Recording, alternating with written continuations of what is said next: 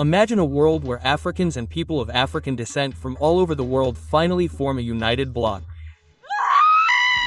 It's the nightmare of Western intelligence, isn't it?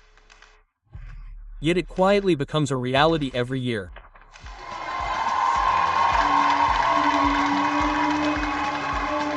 Nearly 13,000 people over the course of the first day. 10,000 participants on the first day. More than 10,000 people. I feel like a huge success. Business is being done and money is flowing between us, and that's very important. This cosmopolitan crowd from the continent and across the oceans comes together for a weekend around a unique organ that was once considered sacred in their native culture. Hair.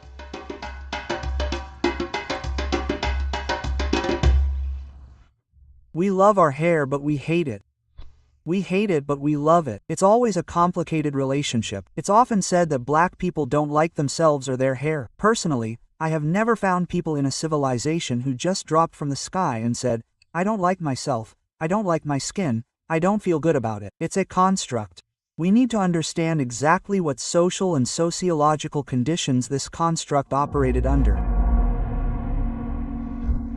Hair is the terrain where it's replayed every morning in front of the mirror. A question as simple as it is difficult. Can I allow myself to be myself today, to accept myself as I am? Self-acceptance, and the reaffirmation of one's beauty for black women is a real issue. 2/3 of black women who have to apply for a job change their hairstyle to be more employable. But I have no choice. Everyone in my family says that my hair is not done, but I have no choice. They say that Afro hair is dirty. It's a misery to be tolerated by society. So very quickly, the challenge for surviving physically and psychologically becomes erasing as much as possible anything that might remind us of who we are. Who decides according to which criteria, which hairstyle conforms to a society, according to which paradigm? What I want is for women to love themselves naturally, okay? That they don't tell themselves because of social pressure that they don't straighten their hair, that if they choose to straighten it's a mature, consented and considered choice. I also discovered that there were other cancers that had been associated with the use of these straightening products that showed an increase in breast cancer, in eosinophilic cancer.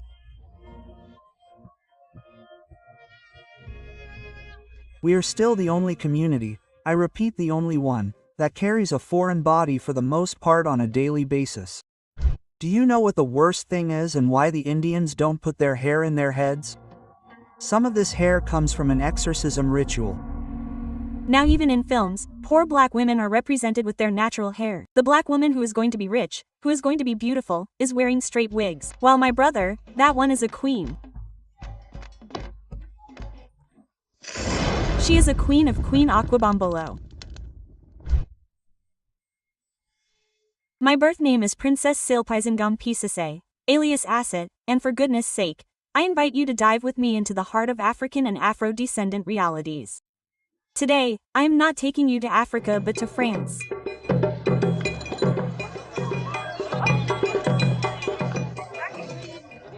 It is true that Afro-descendant women had a hard time accepting their image because I was in a high school where there were only Europeans, people with straight hair, and that was the standard of beauty. I found my humanity again in the security of being an artificial harvest.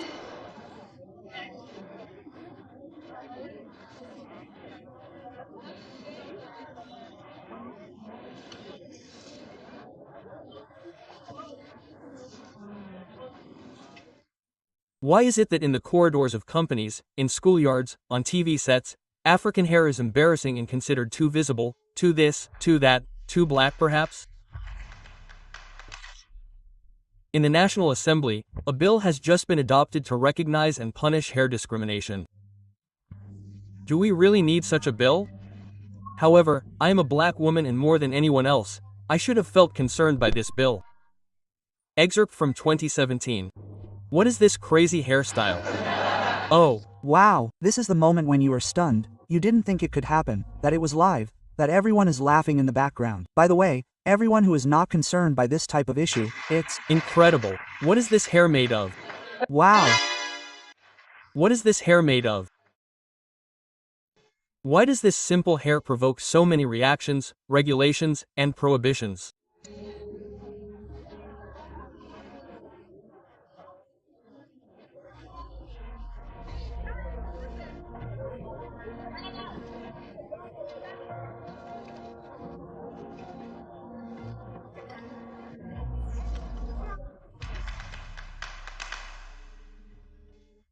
As strange as it may seem, it has always scared the West and even some Africans, even if they can't explain why.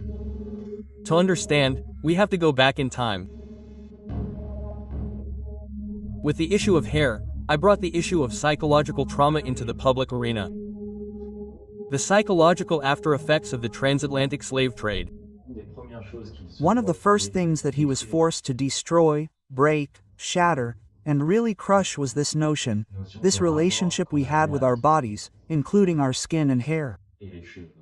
How did our ancestors manage before slavery and colonization? Since today we are told that we have trouble styling our hair, that frizzy hair is not easy to style, and so on. For centuries, throughout the African continent, hair was not just an aesthetic choice, it was a language. Braids and plaited hair conveyed age, ethnicity, clan, marital status, wealth, and sometimes even the level of spiritual initiation. These African hairstyles have a mystical power. In Africa, taking care of one's hair is a tradition that dates back to ancient Egypt. In truth, it is much older still and carries a strong symbolic dimension. Some braids are considered a way to protect the spirit or to attract luck and the protection of ancestors. Other styles contain mystical messages about identity, social status, and destiny. Sometimes, it is a coded language but with certain patterns reserved only for the initiated. Hairdressers thus became transmitters of knowledge who passed on sacred gestures from generation to generation. Then came the slave trade, then slavery, then colonization. Denigration is a decisive step in the loss of self. Africans learned to denigrate their hair and skin in a relational process based on their systematic denigration by a foreign and domineering civilization that dehumanized them. Institutionally, they are furniture. Well, with us, Code Noir, we are totally furniture. In the United States, it seems that they are, a man's art and the rest is 3/4 furniture. Well, no, 2/3 furniture and 1/3 men. Serious institutions, huh? When the scientists of the 18th, 17th, 18th centuries invented craniology to show how white people are men and black people are not, the color white will correspond to superiority and beauty. These are standards that white people will establish in their relationship with Africans, the color of black skin, the crimped texture of hair. So the issue of hair straightening will come to the rescue. 8,000 complainants, 8,000 women officially listed, because we don't count those who didn't speak out, and this is only in the United States. 8,000 women have health problems due to the use of hair straighteners. It's not a trivial thing to straighten your hair, even if you've been doing it for years and it's become normal. It's not a trivial thing and it's a very dangerous product. I believe that hair is political in every way, and the ability we have to truly choose whether or not to wear our hair natural is, for me, the key to freedom. Our natural hair is still a nuisance today in 2025. Why? Just imagine that a month ago, my nephew, barely an adult and fresh out of a top business school where he was also top of his class, found himself in a company for the first time and was told that he absolutely had to cut his hair because it was unprofessional. Imagine, he cut it while holding back tears. Even today, in professional circles, it sometimes leads to moral harassment that can lead to dismissal, as if there were a causal link between hairdressing and professional competence.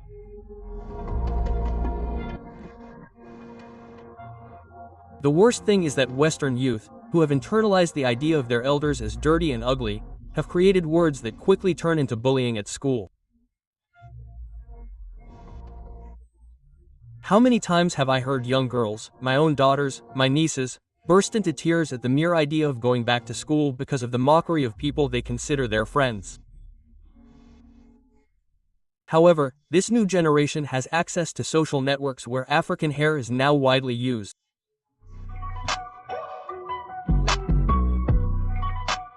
Paris is a cosmopolitan city where many identities mingle and intersect.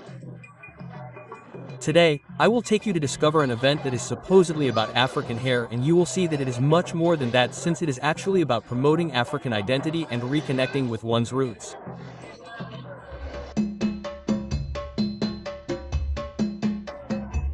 I am the founder of the NHA, the Natural Academy, and it is an event that is there to celebrate the beauty of Afro and mixed race women.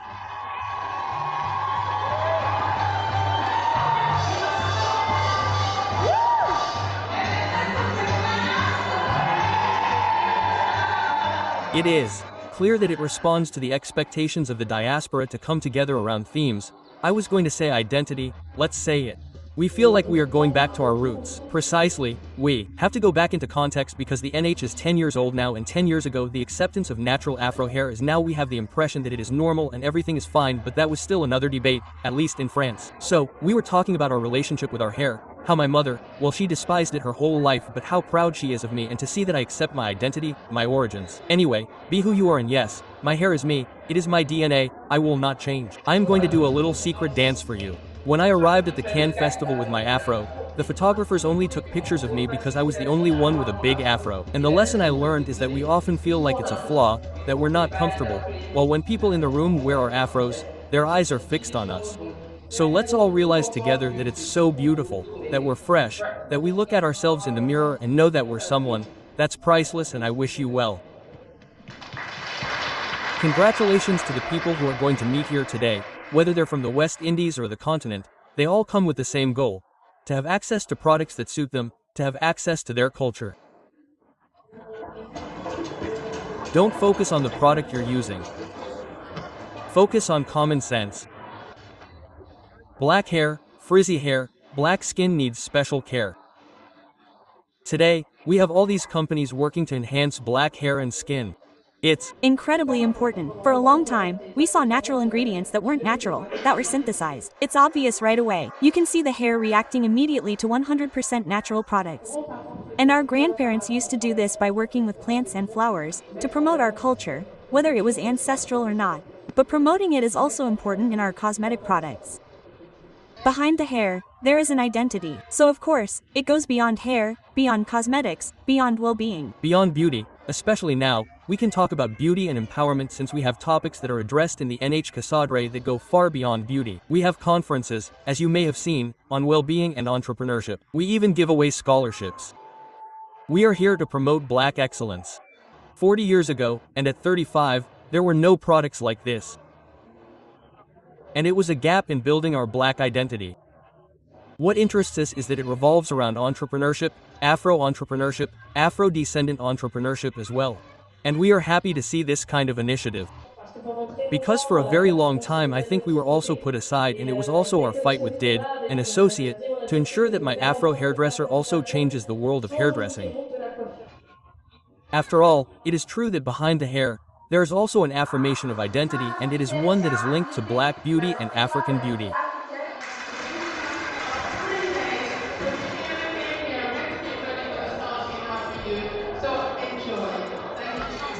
It is a pride, it is who we are. Society makes us forget it, but this event is there for that. Thank you. After all, we are often in the midst of struggle, in the midst of vexations, in the midst of difficult choices, in the midst of battles. And here, in fact, we are thirsty to just be ourselves, to quietly celebrate our arts, our history, and everything that we know how to do. That is amazing. And I think that yes, the community wants that. It is a moment that is both a festive moment, a moment of communion, of coming together. Meeting all these women with extremely different hair textures but completely embraced, with smiles. In short, I think it is really a great interlude in terms of well-being. It is a unifying event, it is energy in fact. We need to reconnect with each other in fact.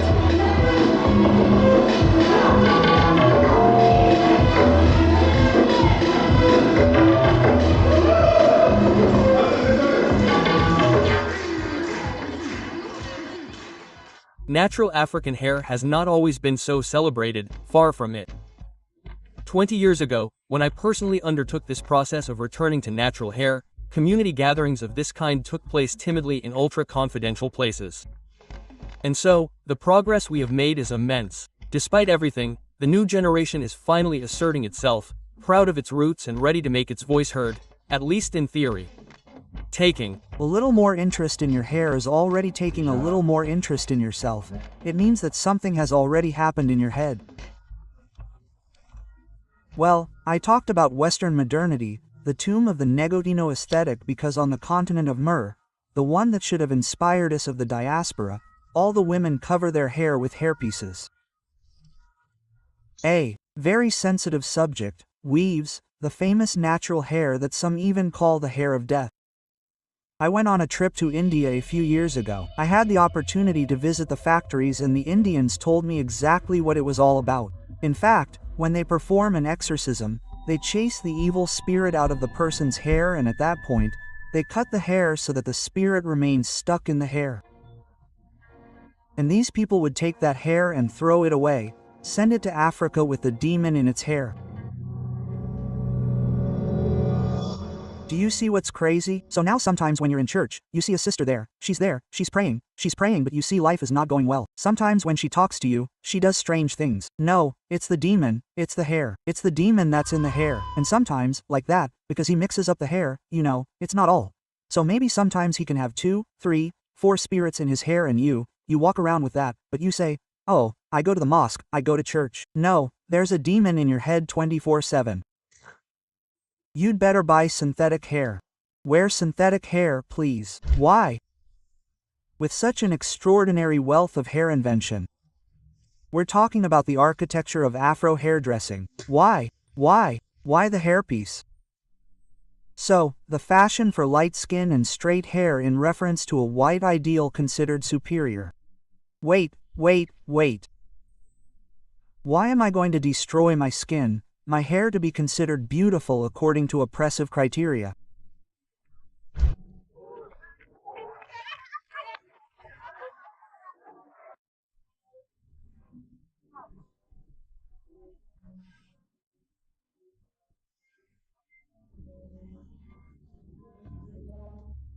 Are attitudes finally ready to change on the continent too?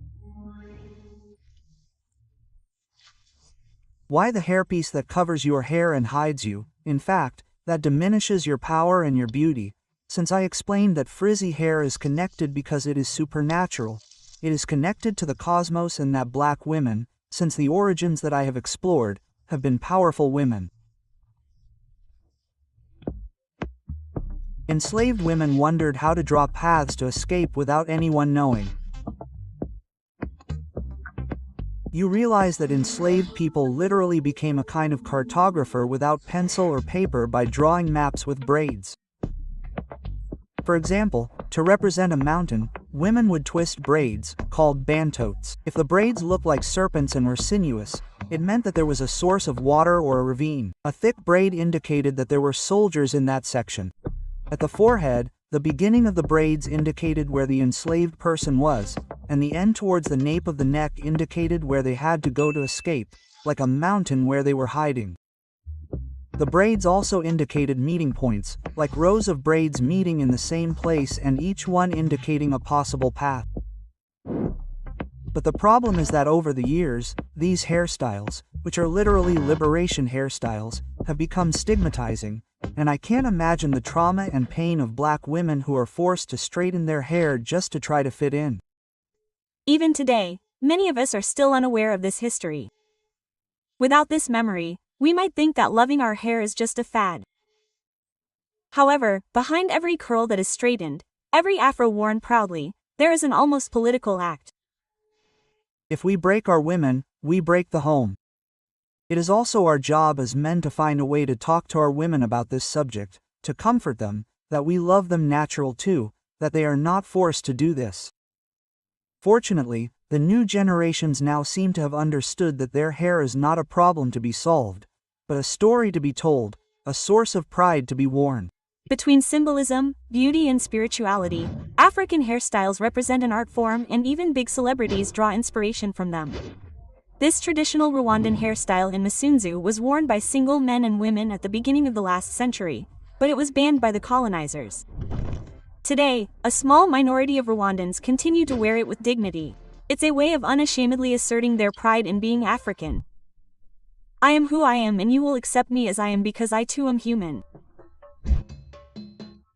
And so sometimes accepting your hair is already changing the world. My Afro hair is so beautiful, so which traces the history of Afro hair from prehistoric times to the present day. I wrote it for our teenage girls because there are still many Afro teenage girls who don't like their hair. So through this book, I wanted to explain this history to them, going through prehistory, Nubia, ancient Egypt, Imperial Africa, the slave trade and contemporary Africa, via the United States and the Caribbean.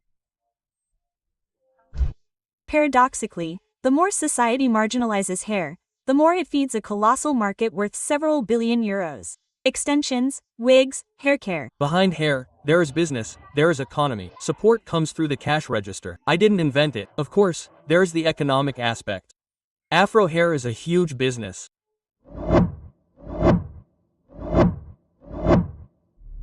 As a child, I only make 25 million euros. Okay, I make 25 million euros. So there is a depth to the market. We are still the women who spend the most on beauty in France today. And that is a figure that is higher. Exactly, and that is very important. Why are those who suffer discrimination also those who spend the most to enrich others? If we create wealth, we will be increasingly comfortable and confident in ourselves to face the famous struggles of everyday life. And I think that today, this is something we have succeeded in doing, in changing the world of hairdressing, as well as hairdressing services. Movements like NH bring together thousands of people from the African diaspora and encourage the reappropriation of natural hair. Through events like this one, which are increasingly happening in the diaspora and even on the continent, Africans and people of African descent are redefining norms and proudly reaffirming their cultural identity, breaking down barriers and asserting their beauty. This hair revolution is a symbol of self-affirmation. What is your relationship with your natural hair? Leave me a comment and let's continue these discussions. Of course, if you enjoyed it, don't forget to like, share, and download our app to support us. And most importantly, learn at least one African language. Even one word a day is already a good start because our ancestors recorded the secret of our hair in our languages, which are the vehicles for understanding our traditions. My Soma, my trend, my see you soon on Afomaya.